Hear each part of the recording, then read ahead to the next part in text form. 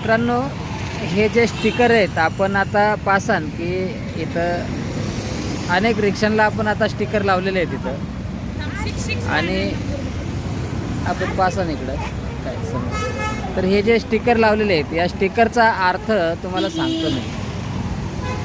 त्याच्यावरती आपण काय लिहिलेलं आहे की ध्यानात ठेवा, आपण साऱ्या या प्रजासत्ताक देशात केवळ सामान्य नागरिक नसून या देशाचे खरेखुरे मालक आहोत. प्रजासत्ताक दिनाच्या सर्व मालकांना हार्दिक शुभेच्छा. म्हणजे आपण या देशाचे मालक आहेत, परंतु आता आपण गुलाम झालो आहे. तर आम्ही आवाहन करतो रिक्षाचालकांना. तर आम्ही आता थांबलेलो आहे औंध या परिसरामध्ये. समोर डी-मार्ट आहे बघा माझ्या, आणि त्या डी-मार्टच्या समोर आम्ही इथं थांबलेलो आहे. भागवत सर आहेत, रमेश सर आहेत, आणि अनेक आपले रिक्षाचालक बांधव आहेत. तर मित्रांनो, ज्यांना स्टिकर लावायचे त्यांनी औंध परिसरामध्ये इथं डी-मार्टच्या समोर यायचं आहे. जे जवळपास असतील आणि इग्नोर करून जर जाणार असतील तर त्यांनी बिनधास्त जावे. आमचं सांगण्याचा हेतूच आहे की हा जो स्टिकर आहे आपण पाहसान, तर ह्या स्टिकरमध्ये आपण कुठंही आपल्या संघटनेचं नाव मेन्शन केलेलं नाही.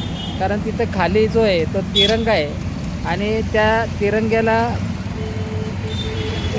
आपण एवढे मोठे नाही आहेत की ह्या तिरंग्याच्या शेजारी आपण आपल्या संघटनेचं नाव टाकायचं, असं आपण कुठंच केलेलं नाही.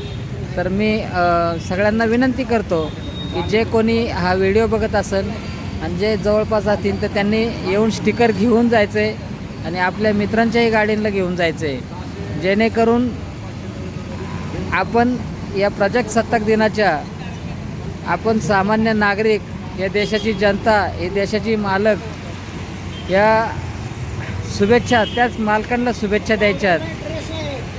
कारण की या जनतेबरोबर कुठेही त्या जनतेला मालक असताना गुलाम करावं नाही, हाच आपला हेतू आहे.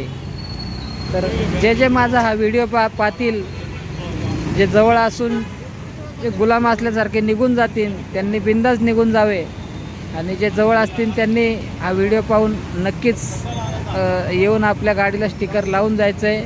जय हिंद, जय महाराष्ट्र, जय जनता गॅरेज.